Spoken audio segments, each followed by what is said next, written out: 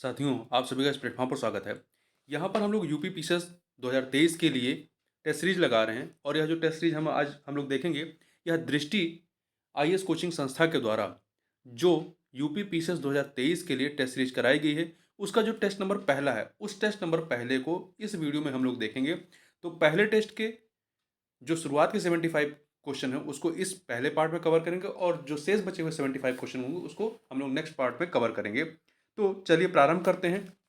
ये दृष्टि IAS coaching संस्था का टेस्ट पेपर है, पहला टेस्ट पेपर। इसका पहला प्रश्न है कि अप्रैल 2022 में लंदन में रॉयल जियोग्राफिकल सोसाइटी में निम्नलिखित में से किसे व्हाइटली गोल्ड पुरस्कार से सम्मानित किया गया। तो ये पुरस्कार जो है भारत के हिम तेंदुआ संरक्षणवादी चारुदत्त मिश्रा को प्रदान किया गया। अगला है जैव विविधता अधिनियम 2022 के संदर्भ में निम्नलिखित निम्नलिखित में से कौन सा कथन जो है वो सही है या है। तो दो कथन दिए गए हैं, बताना है कौन सही है। पहला, जैव विविधता अधिनियम को जैव विविधता पर संयुक्त राष्ट्र सम्मेलन में निहित उद्देश्यों को लागू करने के लिए अधिनियमित किया गया था। ये कथन आपका सही है, पहला कथन सही है।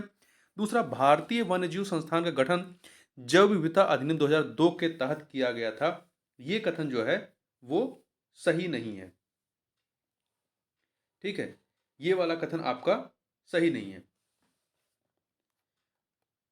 एक सेकेंड, देखिए ये जो कहा गया भारतीय वन्यजीव संस्थान, तो भारतीय वन्यजीव संस्थान जो है ये पर्यावरण वन और जलवायु परिवर्तन मंत्रालय के तहत जो है भारतीय वन्यजीव संस्थान एक स्वायत्त संस्थान है जिसकी स्थापना 1982 1982 में की गई थी और ये कहाँ पर स्थित है, उत्तराखंड के देहरादून में। आगे बढ़ते हैं।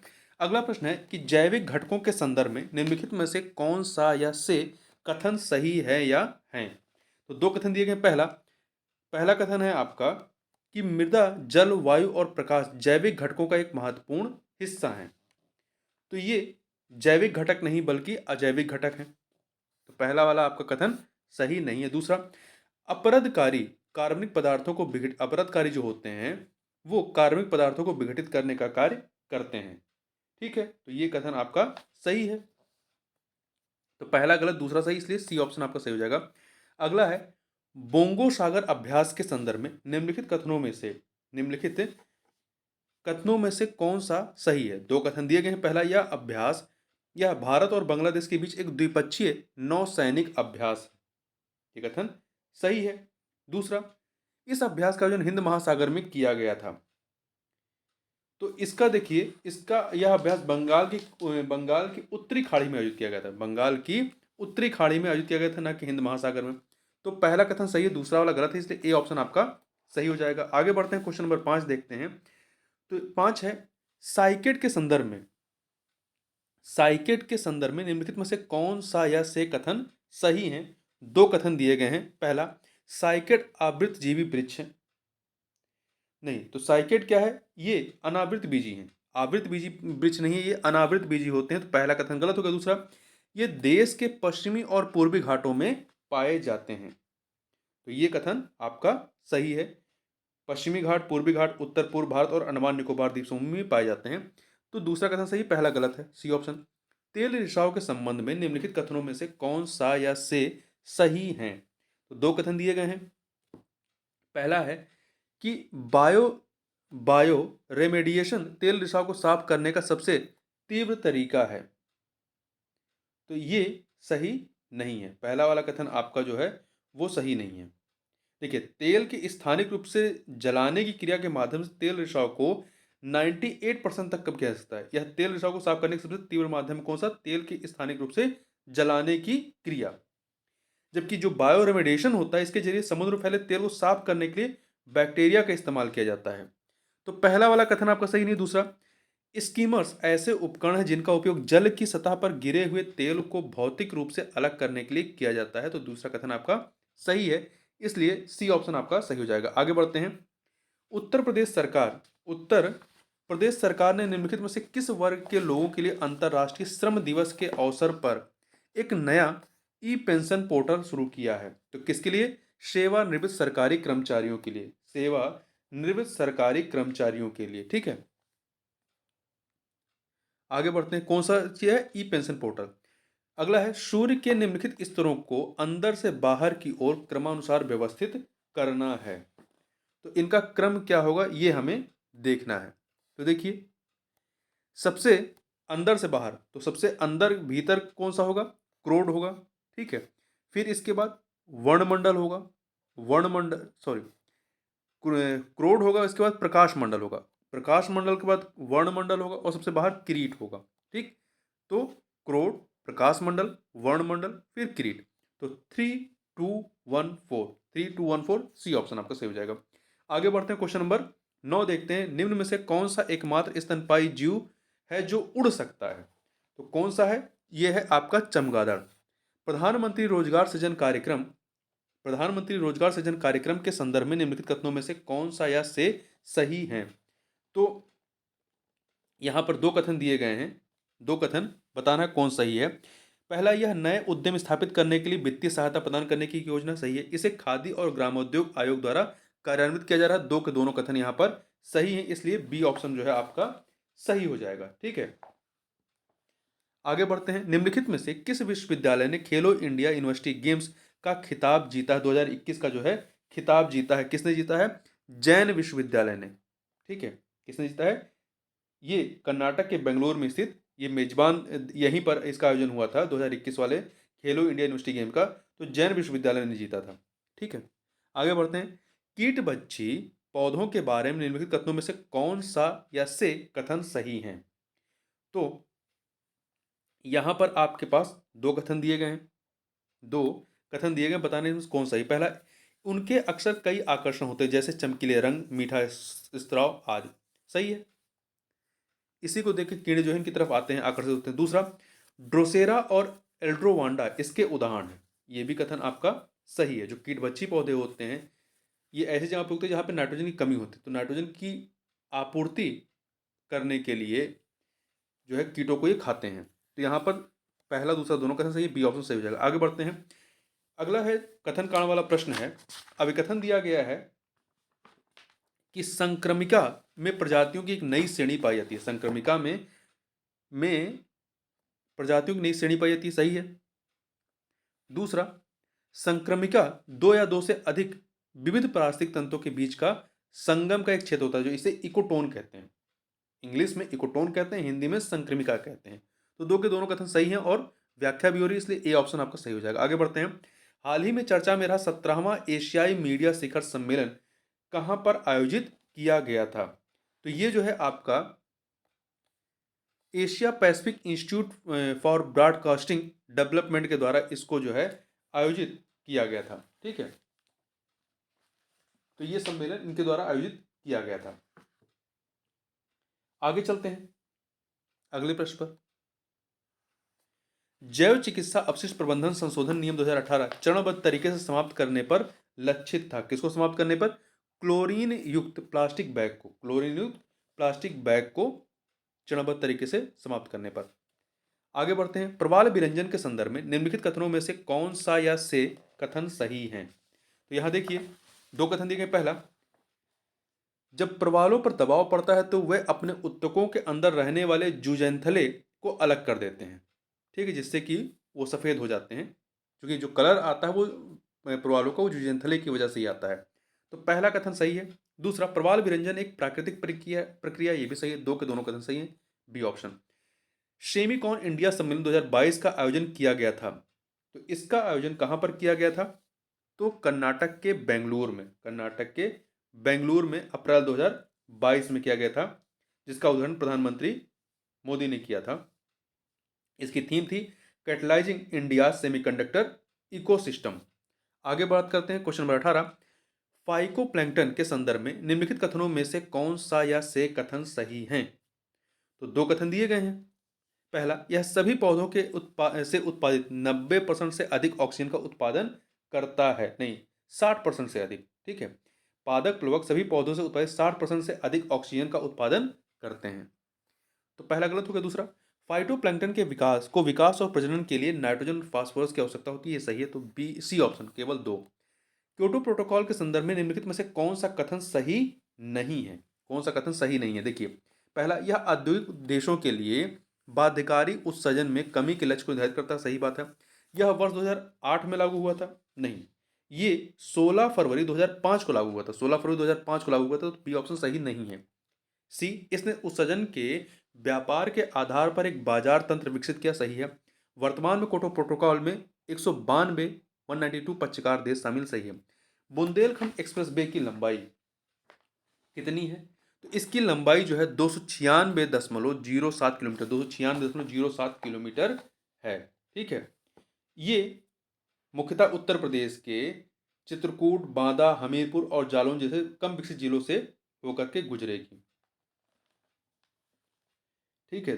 तो इससे लाभान्वित होने वाले जो जिले हैं, चित्रकूट, बांदा, महोबा, हमीरपुर, जालौन, औरैया और इटावा, ये 7 जिले हैं। ठीक है। 16 जुलाई 2022 को प्रधानमंत्री नरेंद्र मोदी ने उत्तर प्रदेश के इटावा जिले से निकलने वाले बुंदेलखंड एक्सप्रेस का उद्घाटन किया था। आगे बढ़ते हैं। विश्व प्रेस स्वतंत्रता सूचकांक 2022 में भारत का स्थान कितना रहा है? तो भारत का स्थान 150वां था। ठीक है, 150वां था।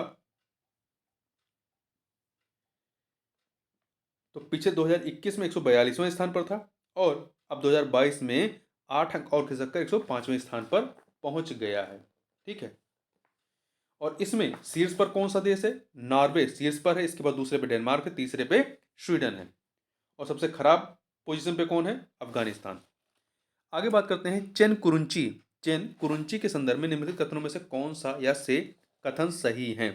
तो 2 कथन दिए गए हैं, बताना है इनमें से कौन सा सही है। यह हिमालय में पाया जाता है? नहीं, ये हिमालय में नहीं बल्कि पश्चिमी घाट में पाए जाते हैं। जैन कुरुची जो है पश्चिमी घाट के अगस्त्या माला बायोस्फीयर रिजर्व के लिए एक स्थानिक प्रजाति है। ठीक है। तो पहला वाला कथन आपका गलत हो गया। दूसरा, इसका उपयोग गठिया के उपचार में किया जाता है, ये सही है। तो सी ऑप्शन आपका सही हो जाएगा। आगे बढ़ते हैं, क्वेश्चन नंबर 23। 2 सूचियां बायोम और क्षेत्र का दिया गया है, बायोम और क्षेत्र का, इन्हें हमें सुमेलित करना है।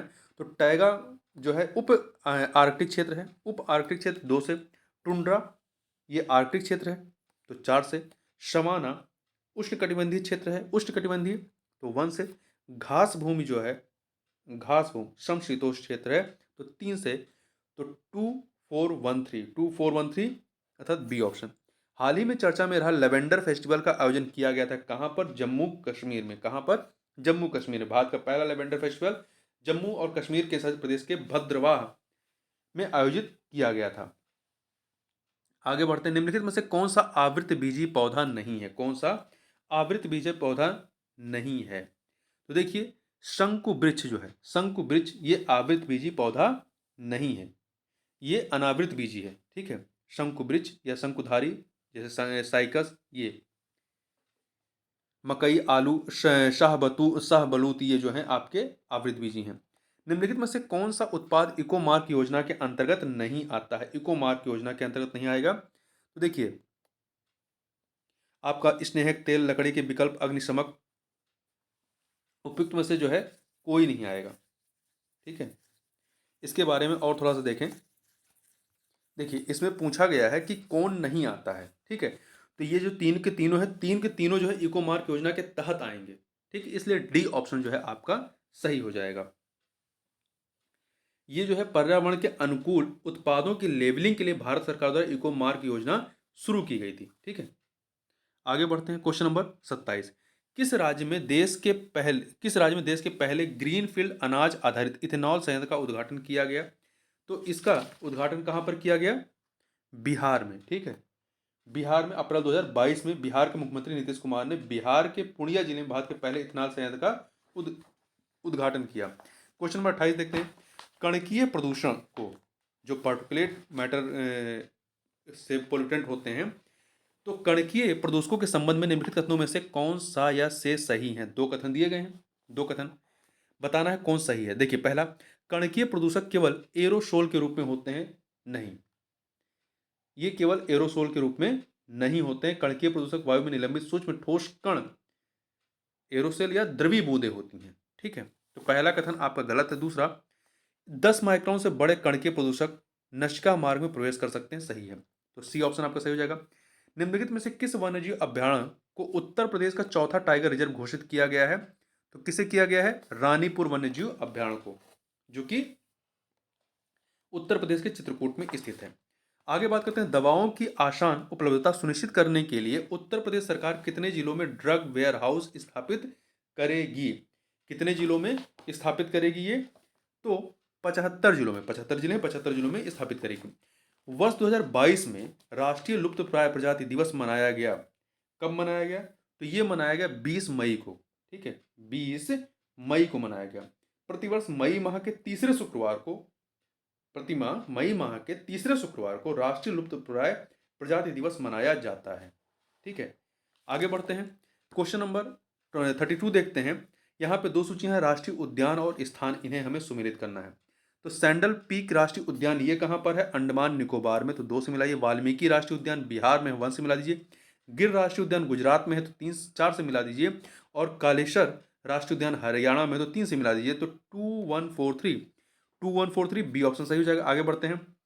अगला है प्रश्न, राष्ट्रीय कृषि आयोग ने पहली बार सामाजिक वानिकी शब्द का प्रयोग किया था कब? तो इसका प्रयोग जो है 1976 में, 1976 में किया था। न्यू डेवलपमेंट बैंक एनडीबी के संदर्भ में निम्नलिखित कथनों में से कौन सा या से सही है? तो दो कथन दिए गए हैं। पहला, बोर्ड ऑफ गवर्नर्स की 7वीं वार्षिक बैठक का मुख्य विषय एनडीबी अधिकतम विकास प्रभाव था।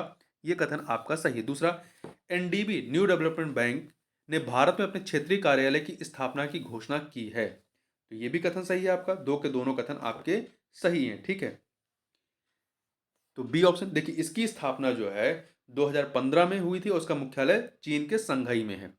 आगे बढ़ते हैं। और यहाँ ध्यान दीजिए, इसने 4 नए सदस्य बनाए हैं, बांग्लादेश, यूएई, मिस्र और उरुग्वे को शामिल किया है। ऐसे जो ब्रिक्स कंट्री हैं उन्हीं को मिला करके जो है ये न्यू डेवलपमेंट बैंक बनाया गया 2015 में। अगला है अंतरजातीय परजीविता, एमेनजिलिज्म। अंतरजातीय परजीविता के संदर्भ में निम्नलिखित में से कौन सा या से कथन सही है? तो यहाँ पर दो कथन दिए गए हैं, बताना है इनमें से कौन सा सही है। तो देखिए, पहला, इसमें एक प्रजाति को लाभ होता है जबकि दूसरी अप्रभावित रहती है। जो अंतरजातीय परजीविता होती है, दो प्रजातियों के बीच अंतरक्रिया, जिसमें एक जाति का दूसरी जाति पर पड़ने वाला प्रभाव नकारात्मक या नुकसानदेह होता है, लेकिन पहली जाति पर दूसरी जाति का प्रभाव पता लगाने योग्य नहीं होता है। तो इसमें लाभ नहीं होता है, नुकसान होता है। पहला गलत हो गया। दूसरा, कुटकी टीक द्वारा रक्त चूसकर पोषण प्राप्त करना अंतरजातीय परजीविता का एक उदाहरण है। नहीं, ये परजीविता का उदाहरण है। ठीक है, ये जो दूसरा उदाहरण दिया गया ये परजीविता का उदाहरण, दो के दोनों कथन गलत हैं। निम्नलिखित में से किस क्षेत्र में प्रवाल भित्ति नहीं पाई जाती है? किस क्षेत्र में नहीं पाई जाती है? देखिए, लक्षद्वीप, द्वीप समूह, कच्छ की खाड़ी, मन्नार खाड़ी में पाई जाती है, परंतु खंभात की खाड़ी में नहीं पाई जाती है। अगला है, 7 मई 2022 को उत्तर प्रदेश सरकार ने किस विभाग के निर्देशन में राज्य के प्रत्येक जिले में हाईटेक नर्सरी विकसित करने का निर्देश दिया है? तो ग्रामीण विकास विभाग के निर्देशन में। ठीक है, आगे बात करते हैं। राष्ट्रीय उद्यानों के संदर्भ में निम्नलिखित कथनों में से कौन सा या से कथन सही हैं? तो दो कथन दिए गए हैं। पहला, राज्य सरकार किसी क्षेत्र को राष्ट्रीय उद्यान घोषित कर सकती है, ये कथन सही है। दूसरा, वन्य जीव संरक्षण अधिनियम 1972 ने राष्ट्रीय उद्यानों के लिए संरक्षण मूल्य निर्दिष्ट किए हैं? नहीं, इसने निर्दिष्ट नहीं किए हैं। ठीक है, तो पहला वाला कथन सही, दूसरा गलत है। तो ए ऑप्शन आपका सही हो जाएगा। आगे बढ़ते हैं। Question number 39, sustainable use of wild species species assessment report प्रकाशित की गई, किसके द्वारा की गई? तो ये inter governmental science policy platform on biodiversity and ecosystem services के द्वारा इसको प्रकाशित किया गया है। ठीक है, सहायक प्रौद्योगिकी पर वैश्विक रिपोर्ट, सहायक प्रौद्योगिकी पर वैश्विक रिपोर्ट GREAT संयुक्त रूप से प्रकाशित की गई, किसके द्वारा? तो विश्व स्वास्थ्य संगठन और संयुक्त राष्ट्र बाल कोष यूनिसेफ के द्वारा। आगे बढ़ते हैं। 22 मई 2022 से 22 मई 2023 तक निम्नलिखित में से किस प्रसिद्ध व्यक्ति की 250वीं जयंती मनाई जा रही है? किसकी मनाई जा रही है? राजा राम मोहन राय की। ठीक है, राजा राम मोहन राय की। आगे चलते हैं। क्वेश्चन नंबर 42 देखते हैं। संयुक्त राष्ट्र द्वारा किस दशक को decade for deserts and the fight against desertification का दशक के रूप में घोषित किया गया है? किस दशक को घोषित किया गया है? तो 2010 से 2020 को, 2010 से 2020 को घोषित किया गया है। मरुस्थल बायोम के संदर्भ में निम्नलिखित में से कौन सा या से कथन सही है? मरुस्थल बायोम के संदर्भ में तो यहाँ पे दो कथन दिए गए। पहला, यहाँ 25 सेंटीमीटर से कम वार्षिक वर्षा होती है, सही है। इस बायोम में पेड़ों की पत्तियां मांसल होती हैं, मोटी होती हैं, सही है। दो के दोनों कथन सही है, तो मतलब बी ऑप्शन सही हो जाएगा। अगला है IFPRI की वैश्विक खाद्य नीति रिपोर्ट, जिसका पूरा नाम क्या है? अंतर्राष्ट्रीय खाद्य नीति अनुसंधान संस्थान की वैश्विक खाद्य नीति रिपोर्ट के अनुसार निम्नलिखित कथनों में से कौन सा या से कथन सही है? दो कथन दिए गए हैं, बताना है कौन सा सही है। पहला, जलवायु परिवर्तन के कारण भारत को बढ़ती भुखमरी के साथ साथ खाद्य उत्पादन में गिरावट की दोहरी समस्याओं का सामना करना पड़ सकता है, यह कथन सही है। दूसरा, जलवायु परिवर्तन का प्रभाव भारतीयों की औसत कैलोरी खपत पर भी पड़ेगा। देखिए, यहां पर एक सकारात्मक टिप्पणी है कि जलवायु परिवर्तन जो है भारतीयों की औसत कैलोरी खपत को प्रभावित नहीं करेगा, तो दूसरा कथन गलत है। तो पहला क्यों सही? A option. दो सूचियां हैं दी गई, इन्हें सम्मिलित करना है, संगठन और स्थापना वर्ष का।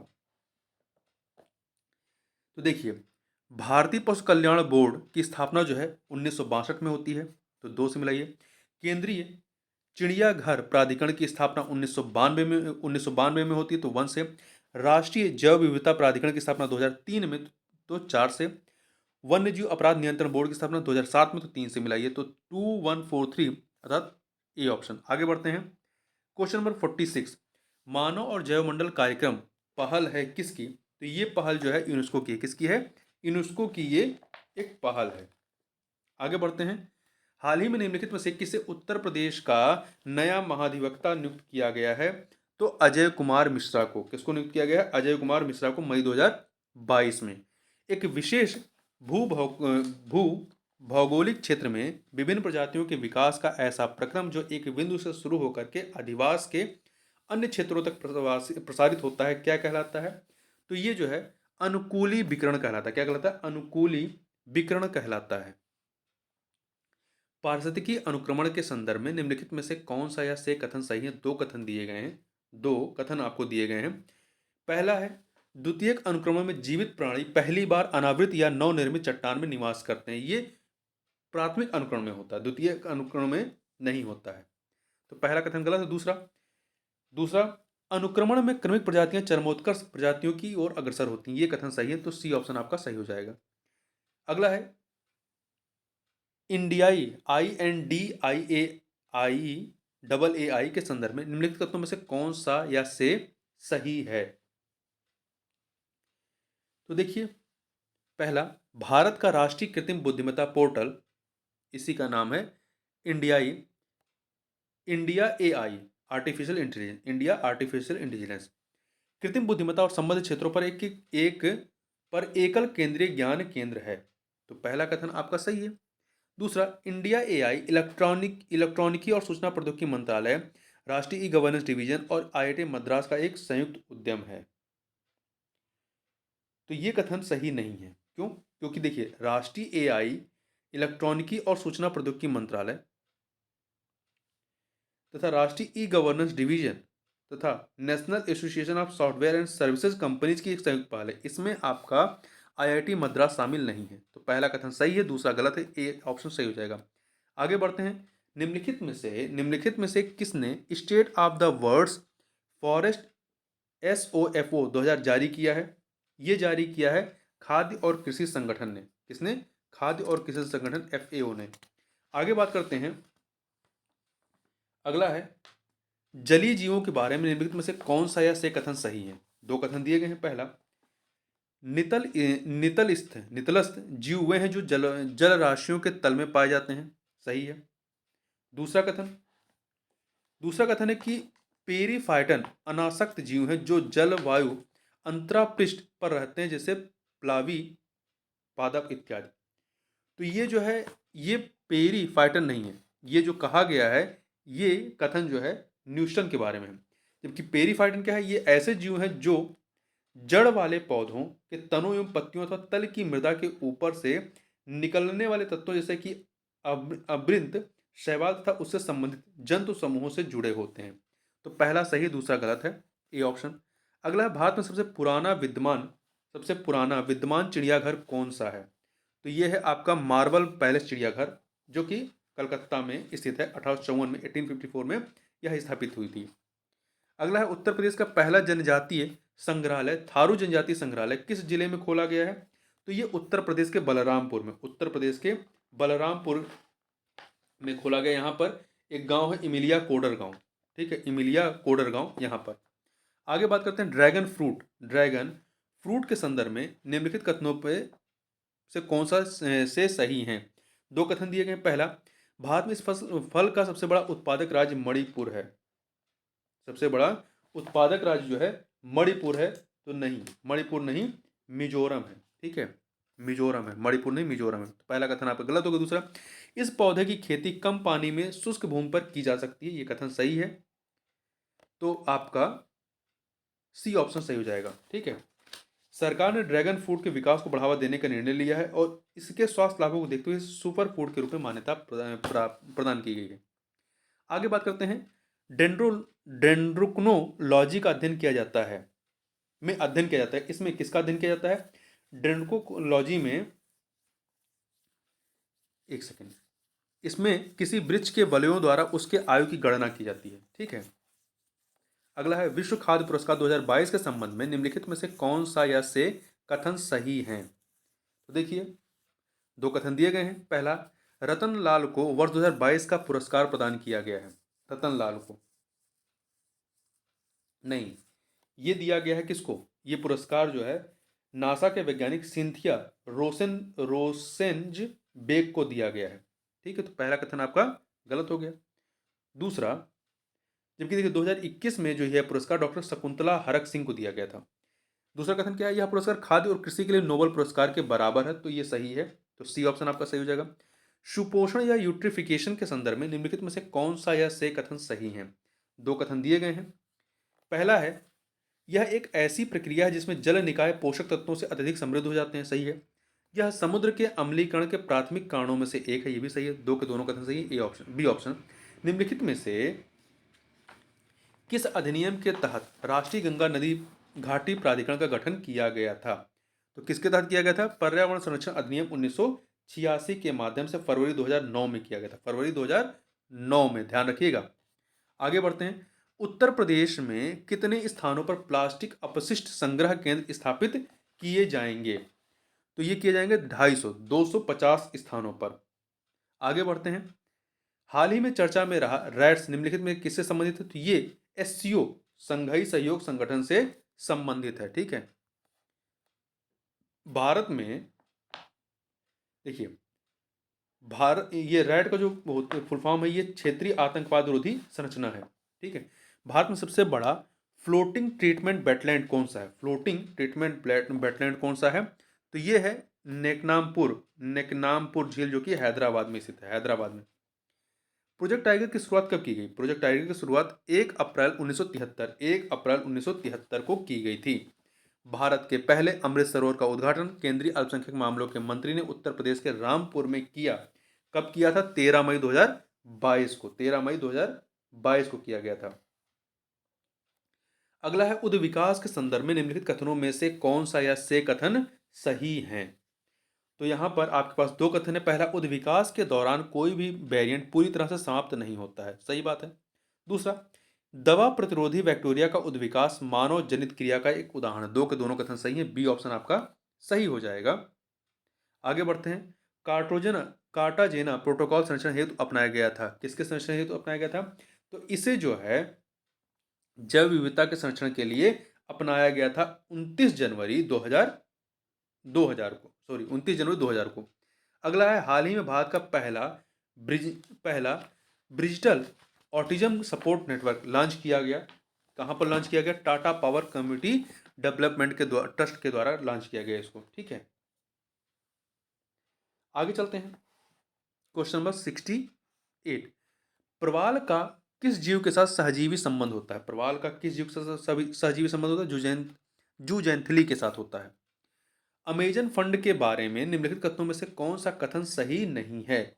तो देखिए, अमेजन फंड एक REDD प्लस तंत्र है, ये सही है, जो वनमूलन को रोकने के लिए और इसकी निगरानी करने, उसका मुकाबला करने के साथ साथ ब्राजीलियाई अमेजन के में संरक्षण और टिकाऊ योग को बढ़ावा देने के प्रयासों में गैर प्रतिपूर्ति योग्य निवेश के लिए दान जुटाने हेतु बनाया गया है, जो अमेजन वर्षा वन हो उनके लिए। तो पहला कथन सही है। दूसरा, वनोन्मूलन से निपटने हेतु प्रतिपूर्ति योग्य निवेश हेतु दान जुटाने के लिए अमेजन फंड बनाया गया। वनोन्मूलन से निपटने हेतु, केवल वनोन्मूलन से निपटने हेतु नहीं है ये, ठीक है। तो आपका बी वाला सही नहीं है, जबकि सी, अमेजन फंड का प्रबंधन ब्राजीलियाई विकास बैंक द्वारा किया जाता है, ये भी सही है। अमेजन फंड की एक मार्गदर्शन समिति है, ये भी सही है। अगला है फूड फॉरेस्ट प्रोजेक्ट के लिए उत्तर प्रदेश के निम्नलिखित में से किन जिलों की पहचान की गई है? तो किन जिलों की पहचान की गई है? बिजनौर, रामपुर और सहारनपुर। बिजनौर, रामपुर और सहारनपुर, ठीक है। तो ये जो है मई 2022 में उत्तर प्रदेश सरकार ने हरियाली बढ़ाकर पर्यावरण संरक्षण के लिए एक अभिनव पहल फूड फॉरेस्ट प्रोजेक्ट शुरू किया है, और ये उत्तर प्रदेश के 15 जिलों इसके तहत पहचान की है, 15 जिलों की, ठीक है, जिसमें जालौन शामिल नहीं है। इन 15 जिलों में बिजनौर, रामपुर, सहारनपुर शामिल, पर जालौन शामिल नहीं है। तो यहाँ पर 1 2 3 डी ऑप्शन। हाल ही में चर्चा में रहा बेपोर बंदरगाह। बेपोर बंदरगाह कहाँ स्थित है? केरल में स्थित है। कहाँ पर? केरल में। लुप्तप्राय प्रजातियों के अंतर्राष्ट्रीय व्यापार पर अभिसमय 60 सरकारों के बीच एक अंतर्राष्ट्रीय समझौता यह किस वर्ष में लागू हुआ था? तो ये 1975 में लागू हुआ था। 1975 में। इसे वाशिंगटन अभिसमय भी कहा जाता है। अगला है कथन कारण वाला प्रश्न है। कथन कारण वाला प्रश्न है, अभिकथन दिया गया है कि सल्फर डाइऑक्साइड के कारण आंख, गले और फेफड़ों में जलन होती है। सही बात है।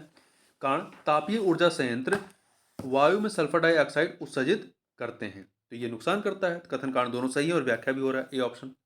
अगला कथन है आपका कि उत्तर प्रदेश के बागवानी एवं खाद्य प्रसंस्करण विभाग के लिए पंचवर्षीय कार्य योजना रोड मैप के संदर्भ में निम्नलिखित में से कौन सा या से कथन सही है? तो 2 कथन दिए गए हैं। पहला, उत्तर प्रदेश सरकार ने 17 मई 2022 को बागवानी एवं खाद्य प्रसंस्करण विभाग के लिए पंचवर्षीय कार्य योजना या रोड मैप तैयार किया है। सही है। दूसरा, खाद्य प्रसंस्करण क्षेत्र को बढ़ावा देने के लिए 45 इक्वेशन केंद्र और 11 मेगा फूड या एग्रो प्रोसेसिंग क्लस्टर स्थापित करने का लक्ष्य रखा गया। दो के दोनों कथन यहाँ पर सही हैं, तो बी ऑप्शन आपका सही हो जाएगा। क्वेश्चन नंबर 75 देखते हैं। निम्नलिखित में से कौन सा देश दक्षिण एशिया वन्य जीव प्रवर्तन नेटवर्क श्वेन का हिस्सा नहीं है? तो देखिए इसमें हिस्सा कौन नहीं है? तो भारत, पाकिस्तान, श्रीलंका शामिल, परंतु चीन इसमें शामिल नहीं है। तो देखिए दक्षिण एशिया वन्यजीव प्रवर्तन नेटवर्क श्वेन, इसमें ये जो है 2011 में इसको शुरू किया गया था। पारो भूटान में शुरू किया गया था। इसमें 8 सदस्य शामिल हैं। 8 सदस्य में कौन है? जो सार्क कंट्रियां हैं, अफगानिस्तान, बांग्लादेश, भूटान, भारत, मालदीव, नेपाल, पाकिस्तान और श्रीलंका, जो सार्क कंट्रियां हैं वही इसमें शामिल हैं, ठीक है। तो यहाँ पर इसमें चीन शामिल नहीं है। तो इस प्रकार से इस वीडियो में बस इतना ही। मिलते हैं नेक्स्ट वीडियो में, तब तक के लिए बहुत बहुत धन्यवाद।